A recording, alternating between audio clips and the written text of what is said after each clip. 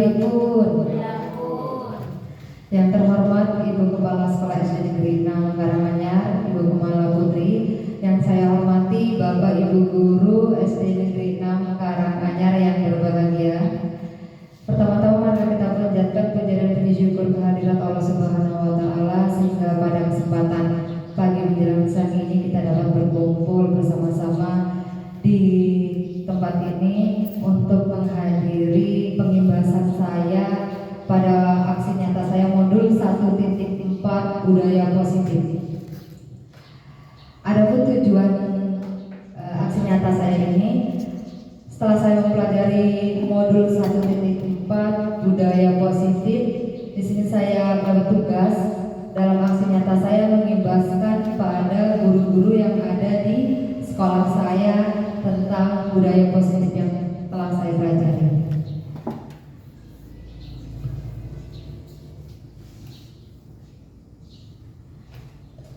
Penyebaran pemahaman kepada rekan sejawat di SD Negeri 6 Karanganyar. Penyebaran pemahaman dan penerapan pengalaman budaya positif. Konsep inti budaya positif meliputi yang pertama perubahan paradigma belajar, yang kedua disiplin positif, yang ketiga nilai-nilai kebajikan, yang keempat kebutuhan dasar manusia, yang kelima motivasi perilaku manusia, yang keenam posisi kontrol guru, yang ketujuh keyakinan sekolah atau keyakinan kelas, yang terakhir segitiga restitusi. Yang pertama itu perubahan paradigma belajar.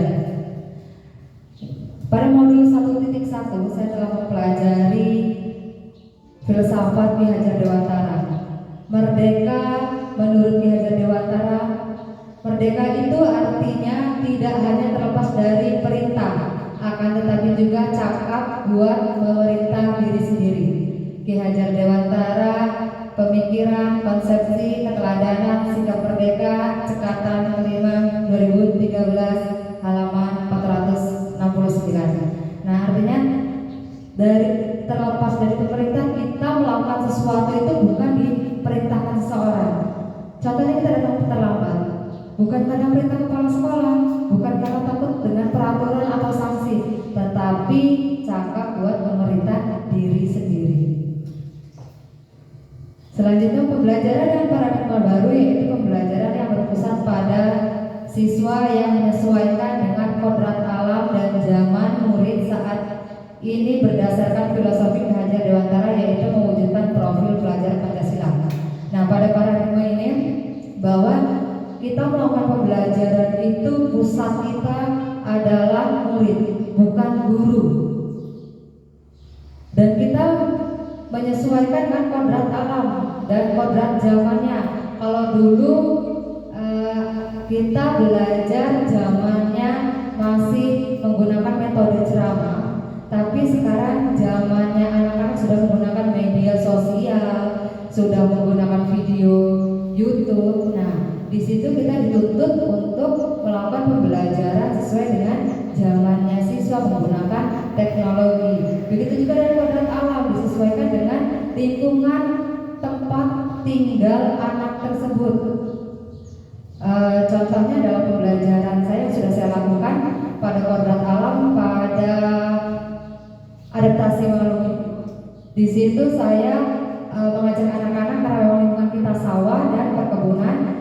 Saya mengajak anak-anak untuk mengidentifikasi cara adaptasi di lingkungan sekolah seperti sawah, ternyata ada padi, jagung, kemudian ada di pinggirnya ada kangkung. Nah, di situ saya membawa anak-anak belajar sesuai dengan alamnya, karena memang alamnya ada di pedesaan. Maka saya menggunakan medianya yaitu ladang dan sawah. Dan begitu juga kalau yang ada di perkotaan, kita harus sesuaikan dengan alamnya. Begitu itu dari pembelajaran saya dari Ki Hajar Dewantara. Selanjutnya dimensi elemen profil pelajar Pancasila pada kegiatan ini. Seperti kita ketahui sekarang sedang dicanangkan profil pelajar Pancasila. Yang pertama beriman, bertakwa kepada Tuhan Yang Maha Esa dan berhalal mulia. penerapannya yaitu saling menghargai karya teman dan peduli dengan teman. Selanjutnya dimensi yang kedua yaitu mandiri. Nah, di sini siswa sadar tentang kapan jadwal siswa harus menghasilkan karyanya sendiri dan ide dari pemikirannya sendiri. Nah, artinya kita menuntut siswa untuk mandiri, bukan kita terus yang menjadi yang kita mengerjakan artinya. Selanjutnya bernalar kritis, di mana siswa dapat merencanakan, belajar hal baru dan melaksanakan refleksi sebagai guru. Nah, bernalar kritis kita yang menciptakan bagaimana siswa itu harus bernalar kritis. Selanjutnya kreatif, membuat gagasan dan karya yang orisinil murid. Selanjutnya gotong royong, berkolaborasi membuat mading bersama teman. Banyak gotong royong bisa kita lakukan dalam pembelajaran seperti kerja kelompok yang sudah termasuk dimensi pada profil pelajar Pancasila masuk ke dalam gotong royong. Selanjutnya berkebinekaan global, menyusun tema tentang budaya, mengenal dan menghargai budaya. Kita dapat mengadopsi budaya dari luar negeri, tapi kita mengambil yang disesuaikan dengan budaya yang ada di negara kita. Selanjutnya kepalan tentangan teori Rom. Coba Anda, jika Anda tugas Anda adalah mengepalkan sarung tangan Anda. Bapak Ibu ibaratkan kepalkan salah satu tangan Anda. Coba Bapak Ibu bayangkan bahwa Anda menyimpan sesuatu yang berharga.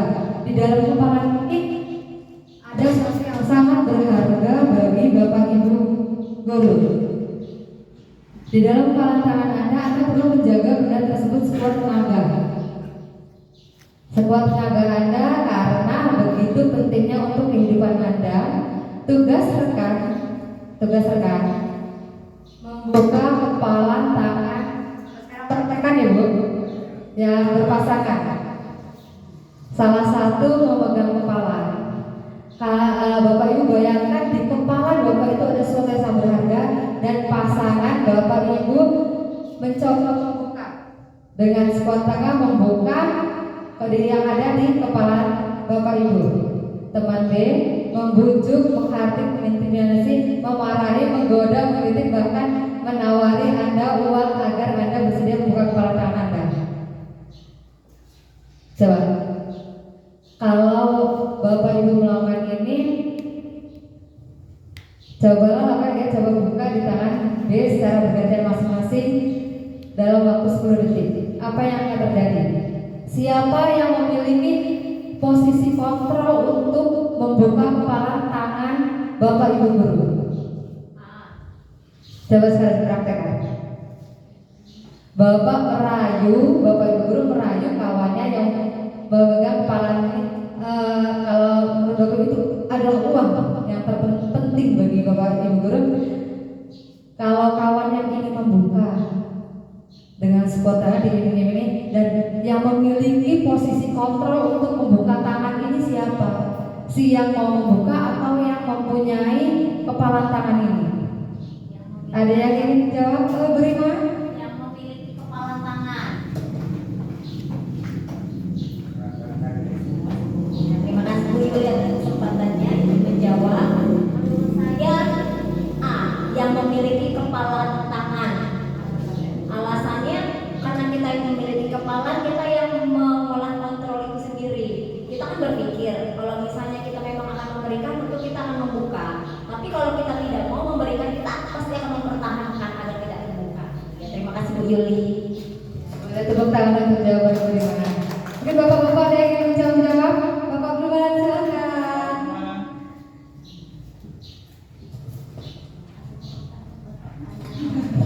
Terima kasih. Sebenarnya dua-duanya ini sangat penasaran. Kayak saya juga sebagai yang menyalurkan ingin tahu apa yang dikepalkan dalam tangan Anda gitu. Jadi bukan yang mengepal aja ya. Ya boleh dipraktekkan dong. Iya. Pengen tahu perasaannya bagaimana. Jadi yang memiliki posisi kontrol untuk membuka ini Yang ingin membuka atau yang mempunyai kepalan tangan ini sesuatu yang masih belajar itu yang ingin membukanya itu. Terima kasih Pak. Nggak tahu sih ya. Baiklah, itu jawaban dari Pak Manan. Nah, intinya yang memiliki posisi kontrol itu memiliki kepala tangan. Walaupun dia mau dirayu apapun, kalau dia memang tidak ingin untuk membuka, pasti tidak akan terbuka. Ya, nah selanjutnya dari pertanyaan tadi kita akan baca psikiater dan pendidik Dr. William Glasser dalam teori kontrol atau pemilihan meluruskan berubah miskonsepsi tentang makna kontrol. Nah, ilustrasi guru mengontrol murid. Ini ada ilustrasi yang mana guru, yang mana murid. Yang di depan yang pasti murid dan yang belakang adalah guru. Ilustrasi bahas semua menguatkan positif, efektif dan bermanfaat. Dan ilustrasi bahwa kritik dan membuat rasa bersalah mampu menguatkan karakter. Ilustrasi bahwa orang dewasa berhak memaksa. Dan dari Dr. William Glasser. Selanjutnya stimulus respon. Realitas kebutuhan kita, teori kontrol. Nah, kalau dalam stimulus respon itu realitas kebutuhan kita dianggap sama, tapi pada teori kontrol kebutuhan kita itu berbeda. Kalau di contoh di kelas, kebutuhan murid semua memang ingin belajar, pintarnya harus pada bidang akademik ya. Ternyata berbeda. Ada yang di bidang akademik, memang ada yang dalam seni, ada di salah satu bidang studi yang mereka sukai. Contohnya ada murid saya suka dalam eksak atau pembelajaran yang pasti ya, matematika. Tapi pada saat di ilmu sosialnya dia akan lemah.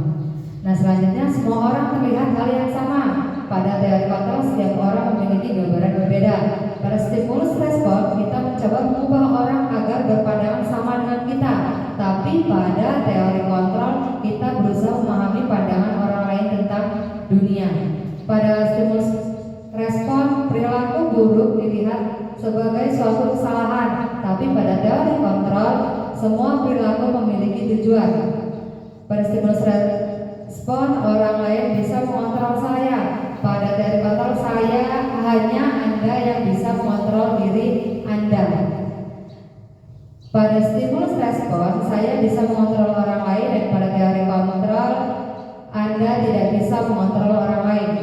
Pada stimulus respon pemaksaan ada pada saat mewujudkan kegagalan, dan kolaborasi dan konsensus menciptakan pilihan-pilihan baru. Pada model berpikir tentang menang kalah, dan model berpikir menang.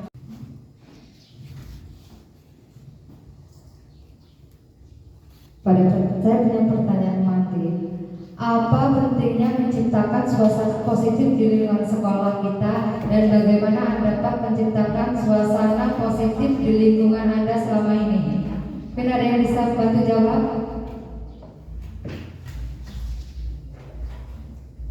Apa pentingnya menciptakan suasana positif di lingkungan sekolah kita? Mengapa penting? Saya Bu Guru.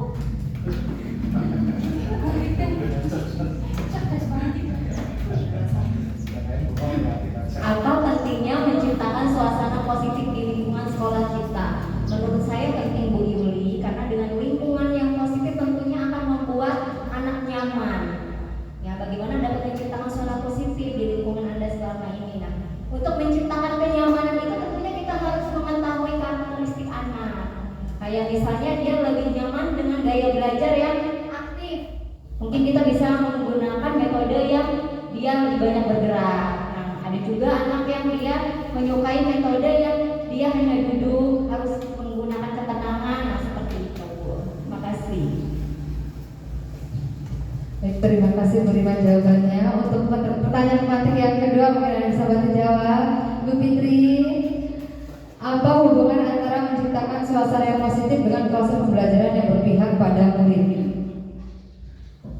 Apakah ada hubungannya? Suasana yang positif yang berpihak pada murid ya. Tadi sudah dijelaskan pada Bu Rima bahwa lingkungan yang positif akan membuat suasana belajar siswa juga menjadi kondusif. Jadi dengan suasana positif mereka merasa aman di sekolah sehingga mereka juga atau siswa juga dapat melaksanakan pembelajaran yang nyaman sehingga dalam proses belajar mengajarnya dapat sesuai dengan tujuan yang telah ditentukan. Selanjutnya bagaimana suasana sekolahnya? Bagaimana suasana sekolahnya, bagaimana sikap gurunya, dan bagaimana tutur kata gurunya. Yang pertama, bagaimana suasana sekolahnya. Kalau kemarin anak murid saya berikan pertanyaan, kelas seperti apa sih yang kalian impikan? Ternyata banyak yang jawaban dari mereka kelasnya bersih, rapi, dan kelasnya tidak ada yang ngejek atau terjadi bullying. Nah, itu tugas dari guru untuk menciptakan, bukan hanya guru tapi semua elemen yang ada di sekolah ini untuk menciptakan suasana sekolah yang positif. Bagaimana sikap gurunya? Nah, dari belajar calon guru penggerak ini saya belajar bahwa saya harus mengontrol emosi pada saat menghadapi peserta didik. Ya sedikit sudah berkurang. Yang awalnya saya apabila ada murid yang melakukan kesalahan saya emosi, tapi sudah saya turunkan lagi, sudah belajar tentang posisi kontrolnya seperti apa, dan untuk menangani siswa itu berbeda-beda. Memang ada yang harus menggunakan kekerasan, ada juga yang memang harus dihalusin. Sikap gurunya yang pasti kalau di kelas dalam kedisiplinan yang pertama dari kehadiran. Kalau gurunya rajin hadir, muridnya juga pasti rajin hadir. Apabila gurunya tidak terlambat, pasti muridnya juga akan tidak datang terlambat. Nah, kita itu sebagai role model di sekolah. Jadi sikap gurunya harus baik. Selanjutnya, bagaimana tutur kata gurunya? Nah, tutur kata gurunya yang pasti harus yang lemah lembut. Ada yang ingin gurunya yang lemah lembut, mungkin ada yang ingin diajak bercanda. Kita harus tahu karakteristik menghadapi siswa masing-masing, pastinya berbeda-beda. Bagaimana guru bersikap kepada murid-muridnya, dan bagaimana sikap muridnya, bagaimana mereka saling berinteraksi terhadap Anda, bagaimana pemimpin sekolah dan terhadap guru-guru yang lain. Inilah yang harus kita ubah untuk mewujudkan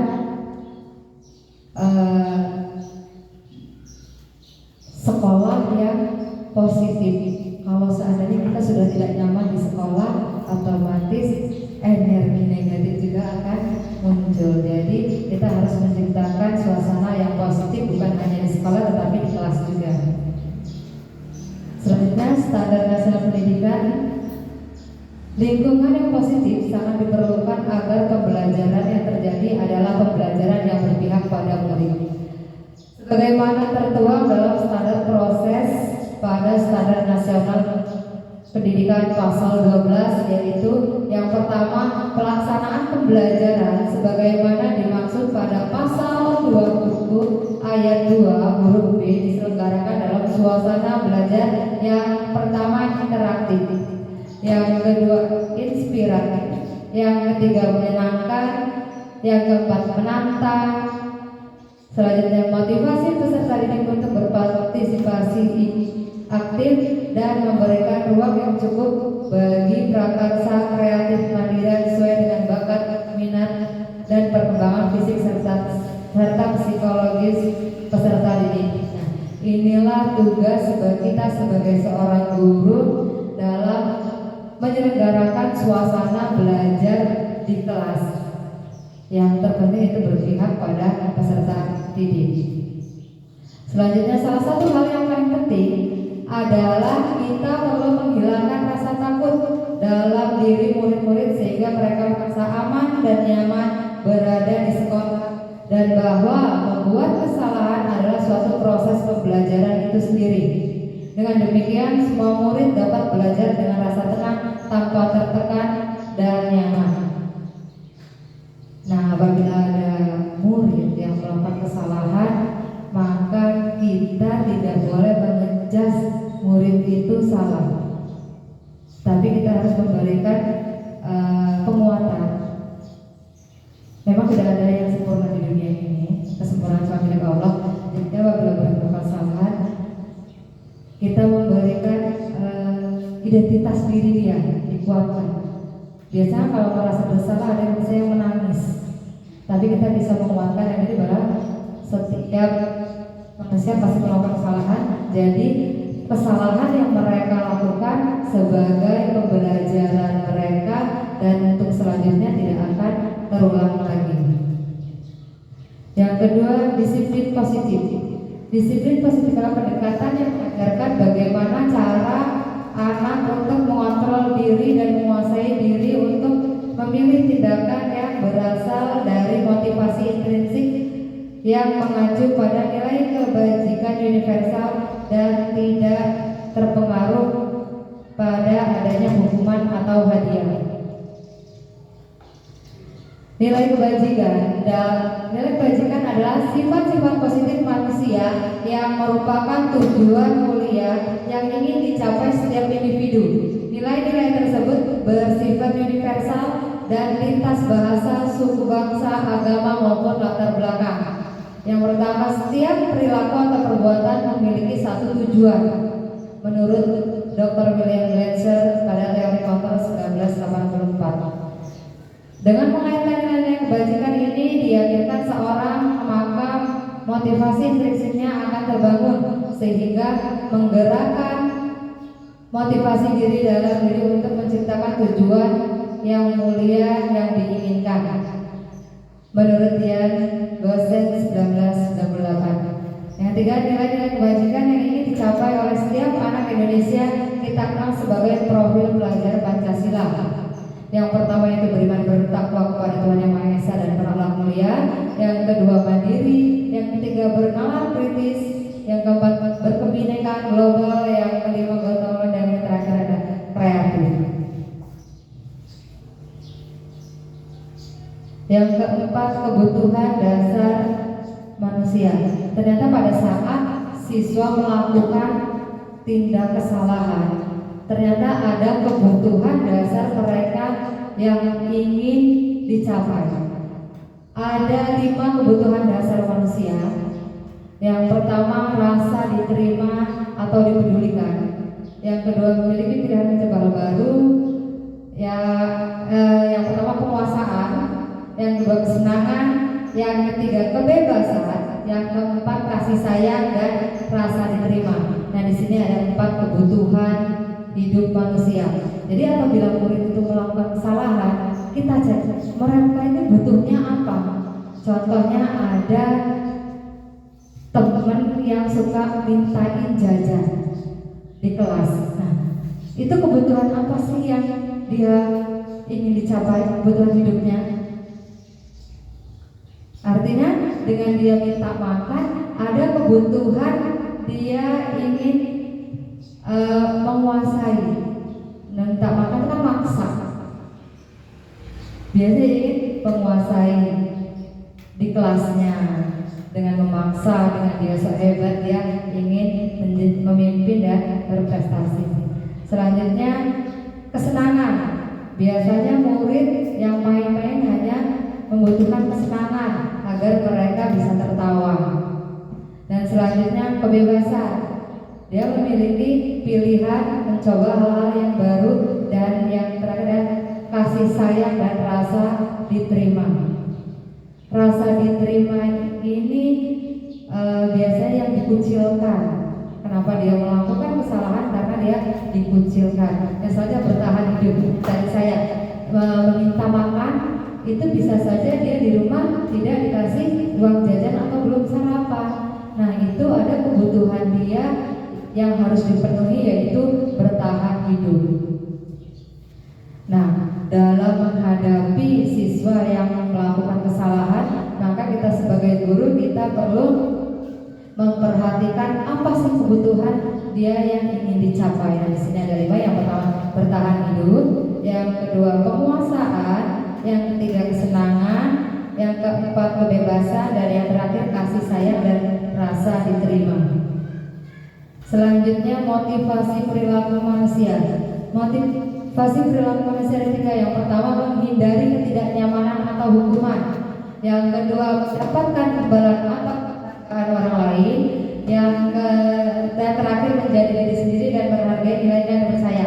Nah, apabila ada seorang guru, Bapak Ibu guru datang ke sekolah tepat waktu, kira-kira motivasi perilaku Bapak Ibu guru itu yang pertama, yang kedua, atau yang ketiga?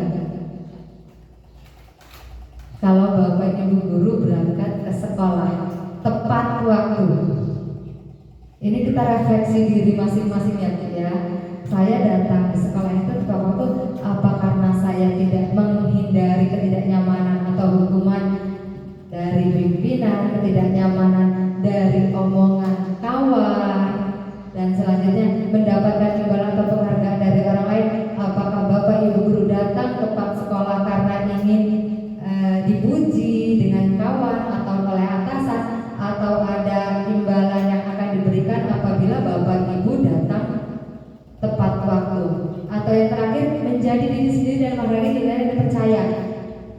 Atau Bapak Ibu itu datang ke sekolah tepat waktu karena yang pertama kewajiban sebagai guru, yang kedua sebagai contoh Bapak Ibu guru ke siswa, Bapak Ibu guru saya harus datang pagi karena yang pertama saya adalah guru dan kewajiban saya datang tepat waktu, dan saya ingin memberikan contoh yang baik kepada para siswa saya. Nah, inilah 3 motivasi perilaku manusia. Yang tadi datang berangkat tepat waktu adalah contoh perilaku dari seorang guru. Motivasinya apa sih kita datang tepat waktu itu? Nah, Bapak Ibu guru bisa merefleksikan diri masing-masing, yang mana motivasi Bapak Ibu guru? Kalau Bu Rima yang ketiga ya, menjadi diri sendiri dan menghargai nilai yang dipercaya. Nah, jadi nilai yang paling bagus adalah yang paling memang harus diterapkan pada diri kita, yaitu menjadi diri sendiri dan menghargai nilai-nilai yang dipercaya. Jadi apapun keadaan, apapun imbalan, jadi prinsip Ibu itu tidak akan goyah. Saya harus datang tepat waktu apapun yang terjadi, karena ada nilai yang dipercaya. Itu akan lebih kuat dibandingkan menghindari ketidaknyamanan atau hukuman, mendapat imbalan atau penghargaan dari orang lain. Motivasi perilaku manusia, motivasi eksternal yang menghadiri ketidaknyamanan atau hukuman dan mendapatkan imbalan atau penghargaan, yaitu motivasi eksternal. Nah, motivasi manusia yang motivasi internal adalah menjadi diri sendiri sesuai yang diinginkan dan nilai-nilai percaya. Ini motivasi dari diri Bapak Ibu guru sendiri. Kalau yang pertama tadi, yang kedua yaitu dari luar diri Bapak Ibu. Baik ketidaknyamanan atau hukuman itu adanya dari luar, dari orang lain, dari atasan, begitu pun mendapatkan imbalan dan penghargaan, itu motivasi eksternal. Selanjutnya dihukum oleh penghargaan. Yang pertama ada 4 pertanyaan. Ini saya butuh jawaban Bapak Ibu guru. Yang pertama, hukuman di sekolah dapat mendisiplinkan anak. Apakah itu benar? Setuju tidak Bapak Ibu guru? Tidak. Kenapa? Mungkin anak lebih merasa terintimidasi kalau dikasih hukuman, Iya. motivasi. Ya, hukuman di sekolah dapat membuat anak merasa terintimidasi, dan hukuman itu sifatnya hanya sementara. Mereka akan kembali melakukan kesalahan lagi. Kalau pada disiplinkan anak. Yang kedua, memberikan pemberian hukuman dengan hal positif seperti membaca atau membersihkan halaman sekolah dapat meningkatkan disiplin anak. Setuju tidak Bapak Ibu guru kalau anak dihukum untuk membersihkan sekolah atau membersihkan halaman sekolah untuk meningkatkan disiplin anak? Tergantung korelasinya Bu. Misalnya kalau dia yang ingin kita tangkapkan disiplin positif karena dia tidak mengerjakan tugas PR misalnya, itu lebih efektif dia diajak membaca literasi dari tugasnya. Tidak dengan hukuman misalnya dia membersihkan halaman sekolah kan tidak ada korelasi dengan tugasnya tadi. Iya, jadi pada saat memberikan hukuman kita tidak boleh mengambil waktu belajar peserta didik. Contohnya tadi di kelas tidak mengerjakan pelajaran bahasa Indonesia, maka hukumannya membaca. Contohnya pada pembelajaran butika olahraga, anak ada yang melakukan kesalahan terus suruh lari lapangan 2 kali. Nah, itu masih dalam hal yang positif melakukan hukuman karena masih ada korelasi hubungannya dengan pelajaran. Yang ketiga, memberikan penghargaan dapat meningkatkan motivasi belajar anak. Setuju ya. Jadi penghargaan tadi sudah ada, ini dihukum dengan penghargaan. Jadi sebenarnya penghargaan ini tidak baik diberikan untuk anak karena motivasi belajar mereka hanya sekedar waktu diberi penghargaan saja, tidak untuk oh saya harus bisa, tidak seperti itu. Saya pernah mencoba pada saat pembelajaran matematika yang duluan ibu kasih uang 2.000. Pada saat saya enggak mengucapkan uang 2.000 itu tidak ada motivasi mereka untuk cepat mengerjakan pembelajaran matematika. Jadi mereka melakukan sesuatu, melakukan motivasi karena ada penghargaannya. Seperti motivasi tadi yang berangkat tepat waktu. Motivasi apa sih yang ada pada diri kita dari motivasi eksternal atau internalnya?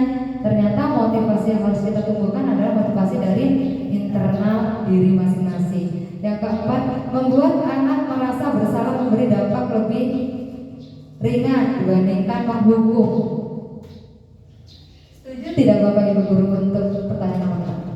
Membuat anak merasa bersalah. Ya, Bu Rima tidak setuju. Jadi pada takutnya anak pada saat mereka akan terus merasa bersalah dan dia akan sulit kembali ke kelompoknya karena dia merasa bersalah. Pasti kita sebagai guru harus mempunyai solusi untuk membuat anak merasa bukan bersalah tapi dia merefleksikan kesalahannya. Yang pertama kita kasih tahu kalau memang itu salah, tapi itu untuk pembelajaran. Dan selanjutnya mereka harus dia tahu kedepannya kalian itu harus apa sih setelah melakukan kesalahan ini. Jadi mereka harus mencari solusi yang baik atas masalah dia sendiri. Dan kita sebagai guru harus membantu siswa untuk mencari solusi masalah dari dirinya sendiri. Bukan hanya kita membuat dia merasa bersalah, tapi dia harus merefleksikan kesalahan sampai mencari solusi atas masalah dia sendiri. Selanjutnya dihukum oleh penghargaan saat kita berulang kali menjanjikan hadiah kepada anak-anak agar berperilaku tanggung jawab kepada seluruh murid agar mempelajari sesuatu yang baru, atau kepada seorang karyawan agar melakukan pekerjaan yang berkualitas. Kita sedang berasumsi mereka tidak dapat melakukannya atau mereka tidak akan memilih untuk melakukannya. Nah, pada saat kita memberikan hadiah pada seseorang untuk melakukan sesuatu, sedang berasumsi mereka tidak dapat melakukan atau mereka tidak akan memilih untuk melakukan. Sebenarnya hadiah itu kita tuh sudah tahu dia itu nggak mau dan nggak akan melakukan itu, dan dia mau melakukan sesuatu karena hadiah. Sebenarnya dia tidak ingin. Itu dari Alficom. Selanjutnya, bahwa penghargaan berlaku sama dengan hukuman dalam arti meminta atau membujuk seseorang melakukan sesuatu atau memenuhi suatu tujuan tertentu dari orang yang meminta atau membujuk. Dorongannya eksternal dan ada faktor ketergantungan. Beberapa dampak dari pemberian penghargaan menurut Alficom 1993 yang pertama, pengaruh jangka pendek dan jangka panjang. Jadi penghargaan itu pengaruhnya ada jangka waktu pendek dan jangka panjang seperti tadi. Kalau tidak dikasih hadiah, mereka tidak akan melakukan. Yang kedua, pendekatan penghargaan tidak efektif. Yang ketiga, penghargaan merusak hubungan. Yang keempat, penghargaan mematikan kreativitas. Dan yang terakhir, bahwa penghargaan itu menghukum. Jadi ternyata penghargaan itu sama saja dengan hukuman. Yang pertama, pengaruh jangka pendek dan panjang. Yang kedua, penghargaan itu tidak efektif. Yang ketiga, penghargaan itu merusak hubungan antara siswa yang satu dengan yang lain, itu akan rusak hubungannya. Dan yang mematikan kreativitas. Kalau dia tidak ada penghargaan, mereka tidak akan muncul kreativitasnya. Dan terakhir, penghargaan itu adalah menghukum. Bentuk program kebijakan apresiasi, bentuk memberikan apresiasi atau pengakuan perlu diingat beberapa hal. Yang pertama, beri dukungan secara khusus. Yang kedua, memberi pengakuan secara pribadi. Yang ketiga, memberi pengakuan kepada semua murid bergantian. Memberi pengakuan secara konsisten, fokus pada proses. Contoh pengakuan atau apresiasi kebajikan. Bukan, kemarin saya perhatikan nilai kebajikannya, rasa besar sekali, dan situasinya pada saat menolong murid baru di kelas kita. Yang kedua, pembukaan. Saya menghargai nilai kebajikan yang kepedulianmu yang situasinya pada saat kamu membantu teman-temanmu di tugas kelompok. Pembukaannya, terima kasih untuk suatu dan nilai kebajikannya, rasa tanggung jawabmu dan situasinya pada saat kamu memungut kertas-kertas yang dibicarakan dengan baik. Hukuman yang selanjutnya, hukuman, konsekuensi, dan restitusi. Tindakan terhadap suatu pelanggaran pada umumnya berbentuk hukuman atau konsekuensi. Dan restitusi adalah proses menciptakan kondisi bagi murid untuk memperbaiki kesalahan mereka sehingga mereka bisa kembali pada kelompok mereka dengan karakter yang kuat menurut dosen. Restitusi juga merupakan proses kolaboratif yang mengajarkan murid untuk mencari solusi untuk masalah mereka dan membantu murid berpikir tentang orang seperti apa yang mereka inginkan dan bagaimana mereka harus memperlakukan orang lain menurut Selsom Gosset. Hukuman, konsekuensi, dan restitusi. Identitas gagal. Nah, hukuman ini termasuk ke dalam identitas gagal. Sesuatu yang menyakitkan harus terjadi. Pada konsekuensi, sesuatu harus terjadi. Dan pada restitusi merupakan pilihan. Hukumannya tidak nyaman untuk murid atau anak untuk jangka waktu panjang. Konsekuensinya tidak nyaman untuk murid atau anak untuk jangka waktu pendek. Dan pada restitusi menguatkan untuk murid atau anak dalam jangka waktu panjang. Pada hukuman, korban mendapat keadilan. Pada konsekuensi, korban bisa diabaikan. Dan pada restitusi, korban mendapat ganti. Hukuman, murid atau anak akan tersakiti. Pada konsekuensi, murid anak dibuat tidak nyaman. Dan pada restitusi, murid dan atau anak mendapat penguatan. Tindakan guru.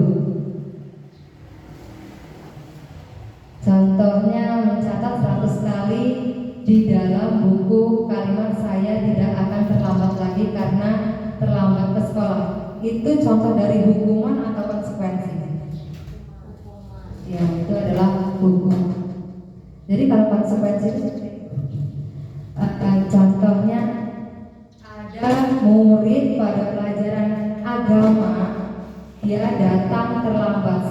dia ada 15 menit tidak mengikuti pembelajaran agama, pada jam istirahat mereka harus yang terlambat harus mengganti 15 menit yang terlambat tadi. Jadi dipotong istirahatnya 15 menit untuk mengganti jam yang terlambat. Nah, itu adalah konsekuensi. Itu contoh dari konsekuensi. Selanjutnya, lari mengelilingi lapangan basket 2 kali karena terlambat hadir sekolah. Nah, seperti yang saya contohkan tadi. Ini tergantung. Kalau pada pelajaran penjas, Butika, ini termasuk ke konsekuensi. Tapi pada pelajaran saya di kelas ini termasuk dalam hukuman. Murid meminta untuk push up 15 kali karena tidak menggunakan masker. Ini adalah sebuah hukuman. Selanjutnya, mengganti kertas tugas teman yang telah dicoret-coret. Nah, ini mengganti. Nah, ini contoh dari konsekuensi.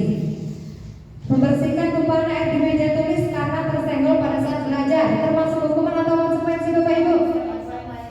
Konsekuensi. Murid disuruh untuk mengenakan sepatu seharian di sekolah karena tidak mengenakan sepatu hitam.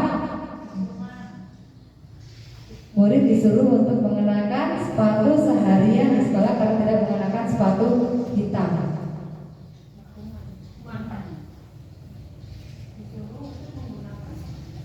Sepatu hitam. Ini karena sekalian dianggap lebih ke hukuman. lebih ke hukuman. Dan yang terakhir, nah, yang tadi kata saya harus ada korelasinya. Lari mengelilingi lapangan basket 2 kali karena terlambat 10 menit untuk pelajaran PJOK. Ini termasuk dalam konsekuensi. Tindakan guru. Nah, ini contoh. Ini jawaban yang tadi kita diskusikan.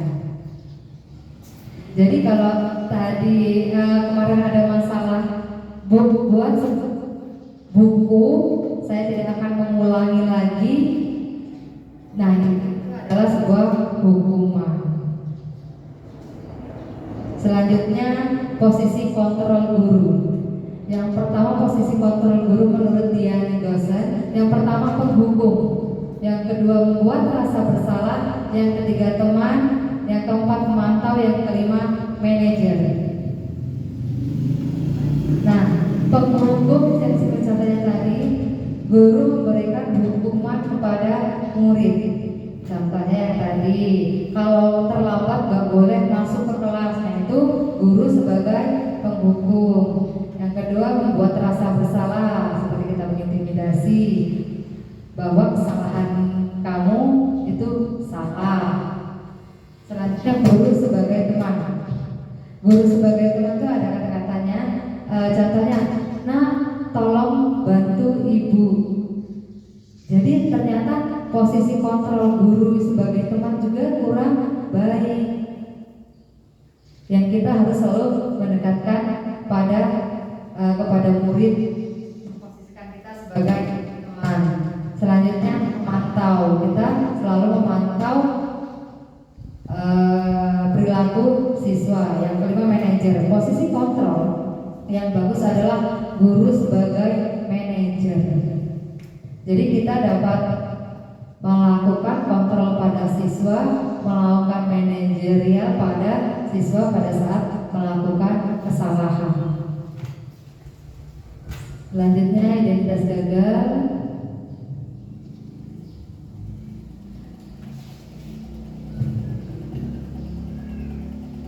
Nah, ini contoh motivasi.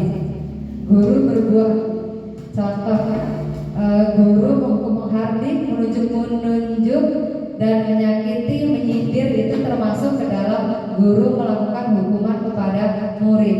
Membuat merasa bersalah, contohnya berceramah dan mengatakan seharusnya kamu seperti ini, ibu kecewa. Nah, itu posisi kontrol guru sebagai pembuat merasa bersalah. Nah, ada pun kata-kata guru sebagai teman, membuat alasan-alasan untuk muridnya. Tolong dong nak, dibersihin kelasnya, nanti ibu dimarahin kepala sekolah. Nah, itu contoh dari posisi kontrol sebagai teman. Memantau, menghilangkan, menghitung, dan mengukur. Apabila kamu tidak melakukan hal yang baik, kamu akan seperti apa? Nah, manajer ini mengajukan pertanyaan-pertanyaan untuk murid melakukan sesuatu yang lebih baik lagi. Apabila guru berkata kalau kamu tidak melakukan, awas ya, rasakan. Nah, itu contoh kata-kata dari hukuman. Selanjutnya, membuat orang merasa bersalah karena kamu sudah tahu ibu telah lelah sekali mengatakan ibu stres. Itu membuat merasa bersalah dan apa posisi itu kena, ayolah lakukan itu demi ibu. Itu posisi guru sebagai teman, sebagai pemantau. Apa peraturannya? Nah, kita menakut-nakuti murid dengan peraturan, itu pemantau. Selanjutnya manajer, apa yang kita yakini, apa yang bisa kau kerjakan untuk berbagi masalah ini. Nah, apabila kita sudah melakukan membuat keyakinan kelas, ada beberapa guru kemarin sudah membuat keyakinan kelas. Apabila ada siswa yang melakukan kesalahan, kita bisa tanyakan lagi, kemarin keyakinan kelas kita yang sudah disebut seperti apa, dan selanjutnya kalian akan berbuat seperti apa, dan bagaimana kalian memperbaiki masalah ini. Hasilnya, nah di sini ada hasilnya, memberontak.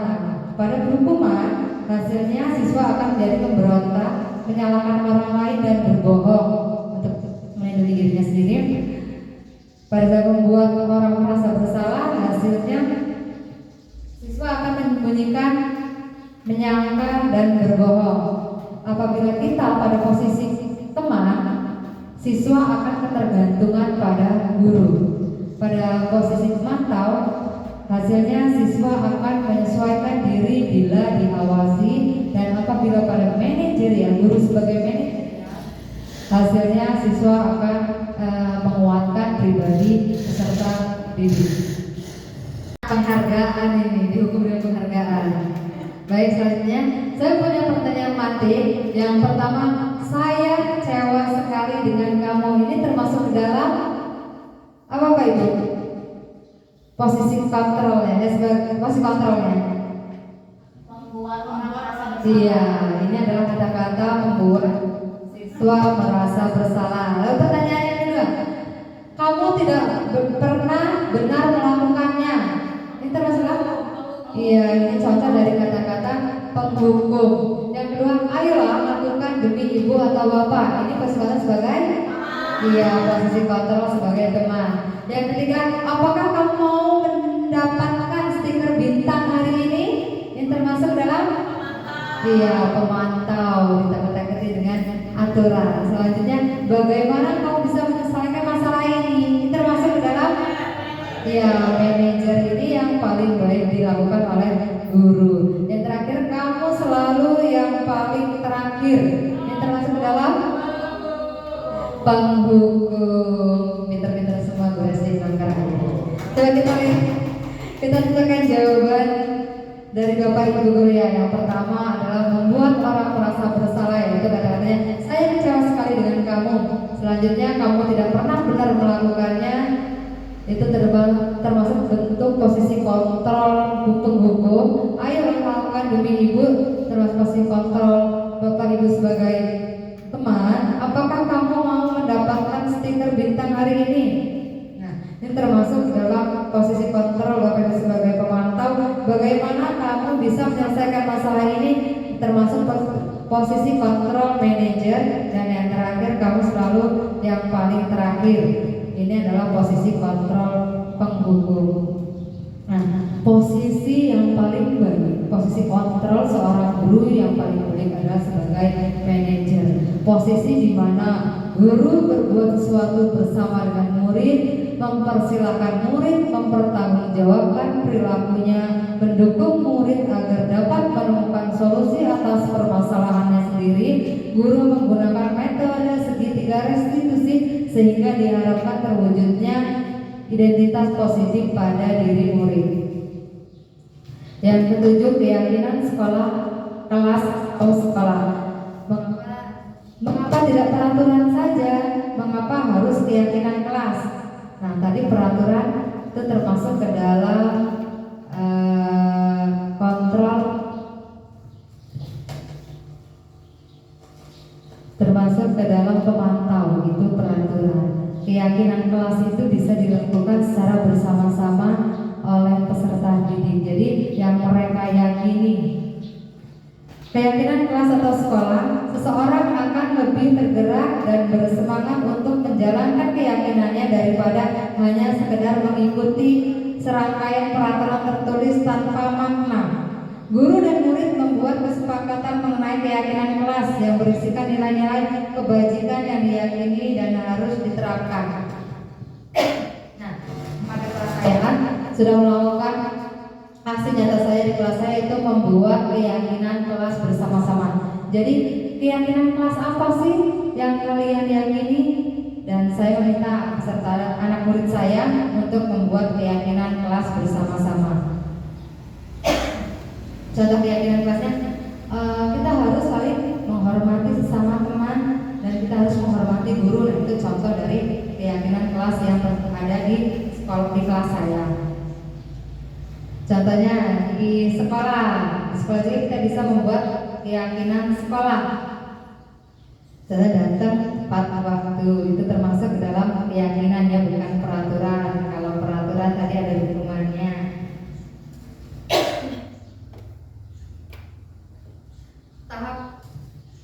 Tahapan menciptakan program kebajikan. Yang pertama, lihat daftar kebajikan yang telah disusun bersama. Yang kedua, tentukan nilai-nilai kebajikan yang ingin dijadikan perhatian utama di sekolah. Bapak Ibu guru, curah pendapat dalam kelompok. Selanjutnya yang ketiga, sempurnakan beberapa daftar nilai kebajikan yang utama, bahas kembali dalam kelompok utama. Yang keempat, membuat poster atau membuat di media sosial media keyakinan kelas atau sekolah Bapak Ibu guru.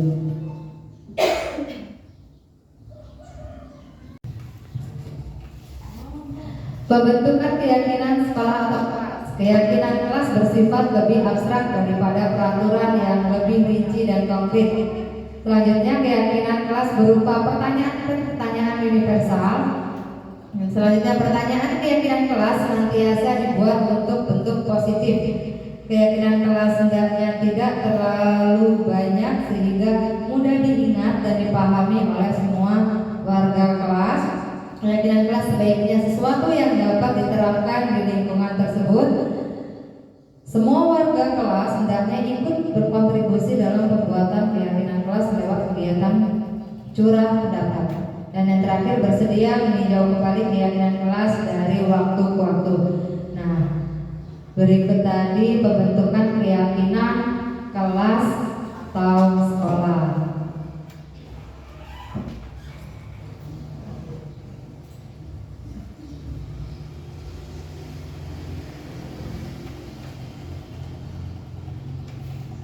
Nah, selalu contohnya, peraturannya, selalu kembalikan buku ke tempatnya.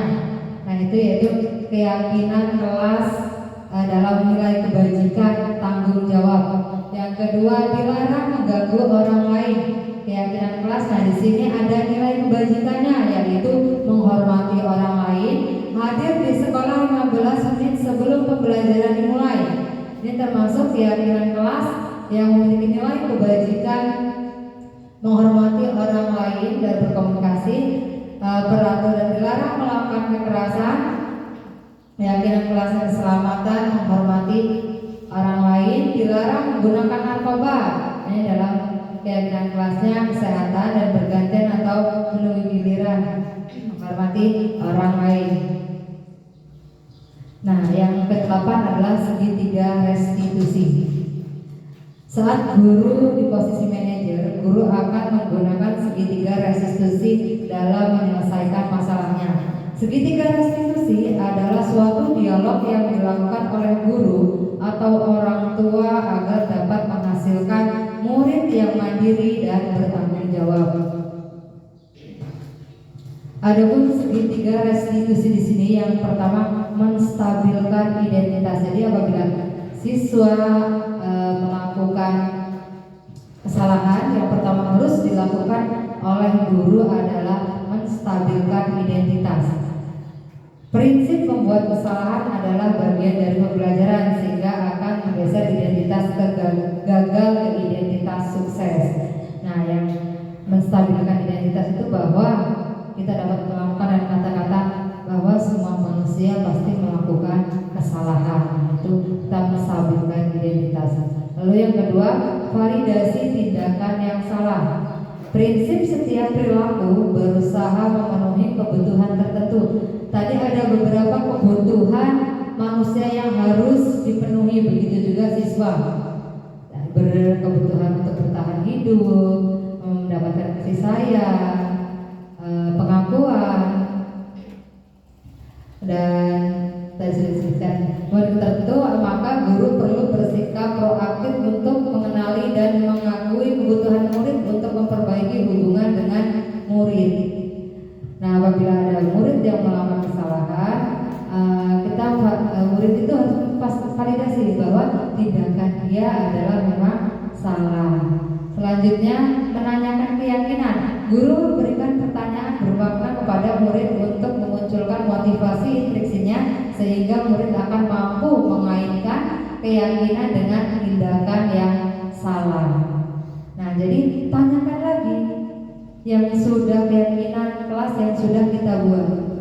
Keyakinan yang mana yang sudah mereka langgar?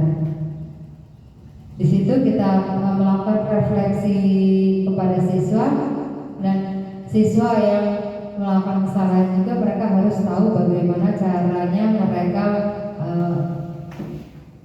memperbaiki masalahnya sendiri.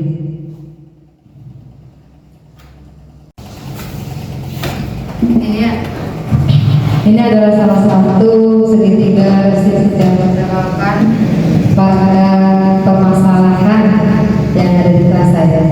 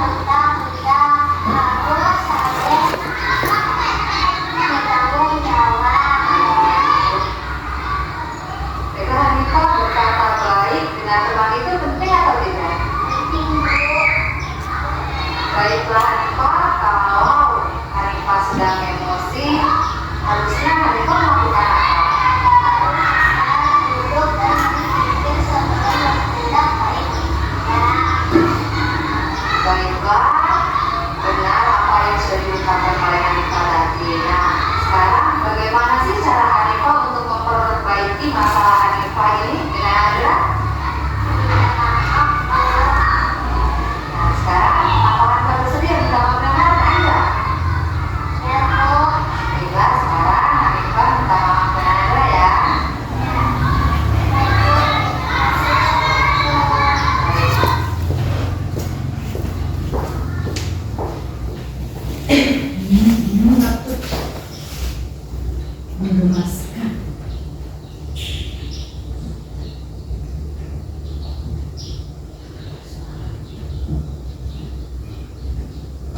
Ya, dari video yang sudah saya buat tentang segitiga restitusi yang telah saya lakukan pada kasus yang pertama.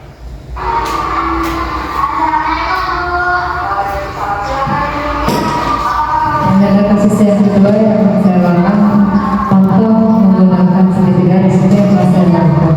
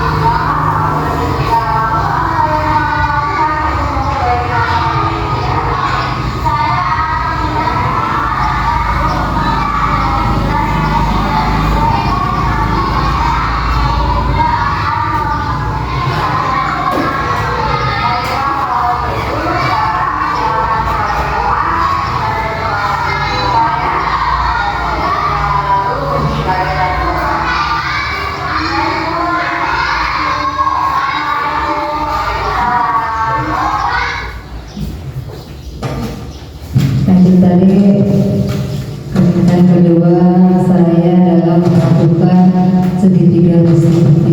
Kemudian tadi pemaparan saya tentang budaya positif yang harus dilakukan di sekolah kita. Dari pemaparan yang saya lakukan, apakah ada yang ingin ditanyakan oleh Bapak Ibu Guru? Saya persilahkan apabila ingin pertanyaan. Bapak, ada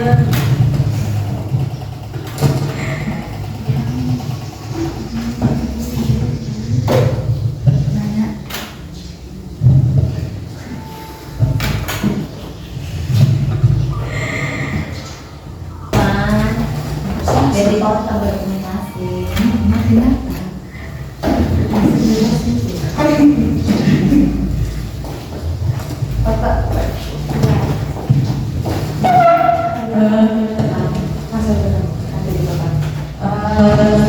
Terima kasih Bu Yuli atas kesempatannya. Saya ingin bertanya, jika di dalam kelas saya ini kan kelas 1 ya, yang aktifnya luar biasa. Nah, ada siswa yang satu atas nama Fildan. Siswa saya itu sangat bandelnya luar biasa. Itu kira-kira kalau dari bertahan hidup itu masuknya yang mana, Bu?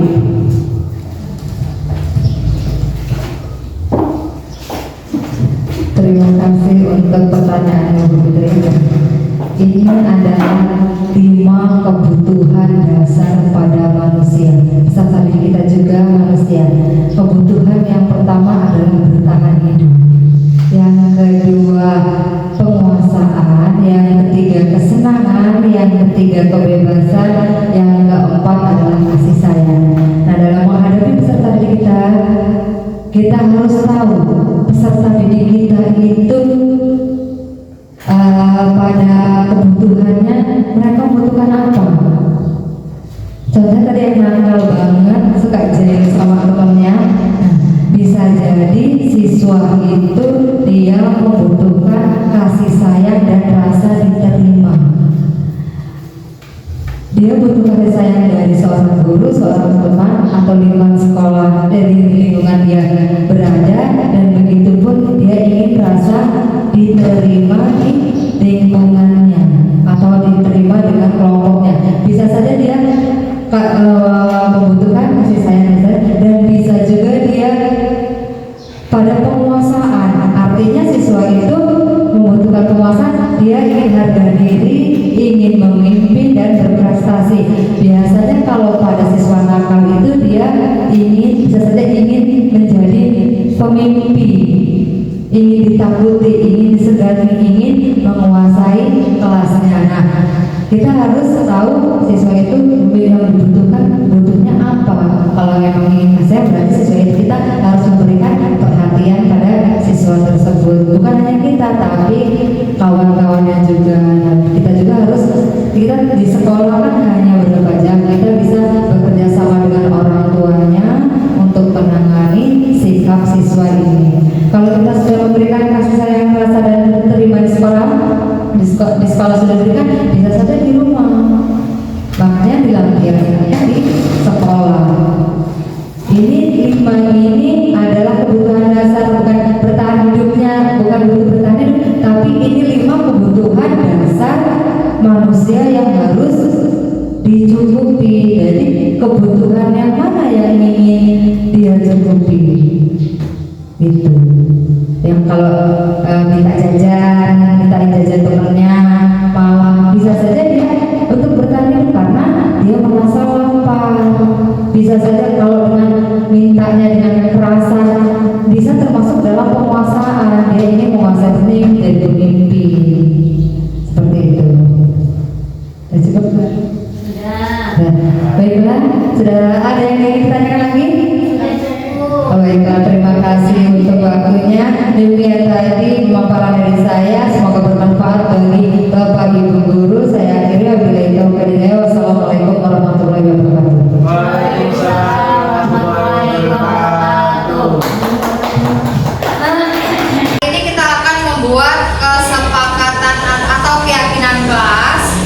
Ibu punya sticky note.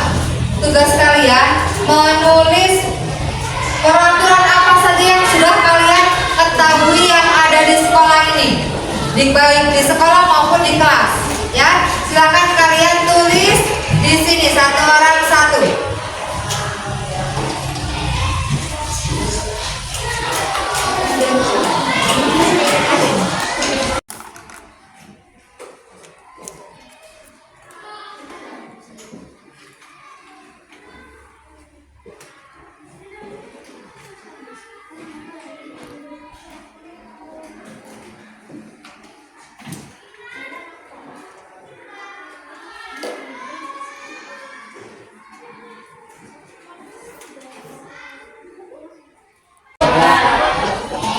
Kalau sudah selesai nanti sticky note itu silakan kalian tempel di sini. Tapi Ibu akan kelompokkan keyakinan peraturan kelas itu apa saja. Yang pertama tentang disiplin. Disiplin. Yang kedua tentang menyontek, ya. Nanti kalian akan. Yang ketiga bullying.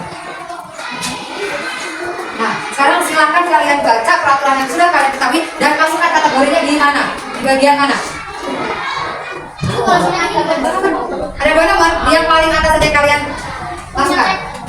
Sudah, silakan tempelkan di bawahnya sini.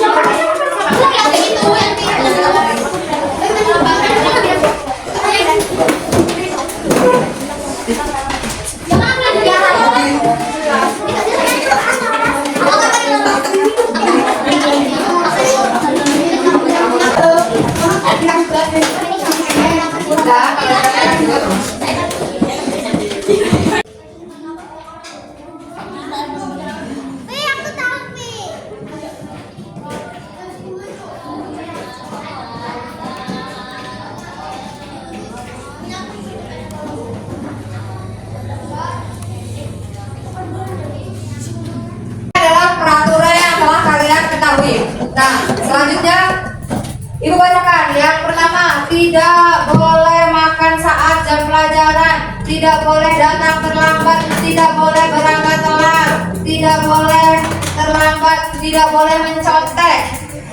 Lalu tidak boleh masuk kelas terlambat, sama tidak boleh mengejek atau membuli. Nah, ini adalah salah satu kalimat negatif. Sekarang kita ubah kalimat negatif ini menjadi kalimat yang positif. Contohnya, tidak boleh datang sekolah terlambat. Artinya, datanglah tepat waktu. Bukan tidak boleh datang terlambat, itu adalah kalimat negatif. Setelah itu kalimat dari kalimat negatif kita ubah menjadi kalimat positif. Yang tidak boleh datang terlambat tadi apa? Datang Tepat waktu. waktu. Kawannya baju ternyata. Selanjutnya dari kalimat negatif tidak boleh mencontek. Buat kalian kita bahas dalam kalimat kebajikan universal apa yang ada dalam mencontek itu? Kebajikan universal ada disiplin, ada saling menghormati, ada jujur. Nah, dalam kebajikan universal itu dari nilai kebajikan mencontek itu termasuk tindakan yang apa? Tidak jujur. Nah, kita ubah mencontek tidak boleh mencontek jadi apa tadi? Mengerjakan tugas Sendiri.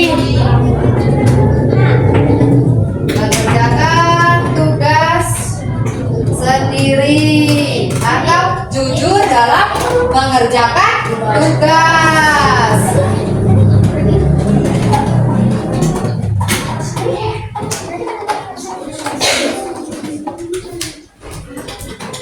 Selanjutnya, bully. Di sini tidak boleh mengejek. Artinya kalau tidak boleh mengejek, kalian harus saling.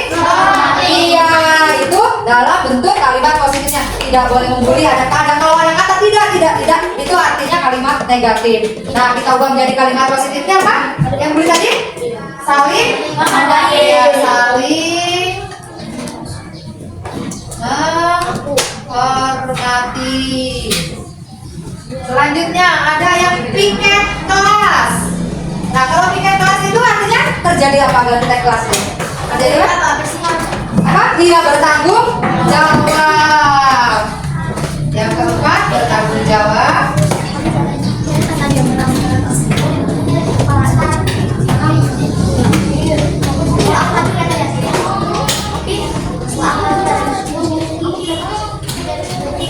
Nah, tidak boleh membuli.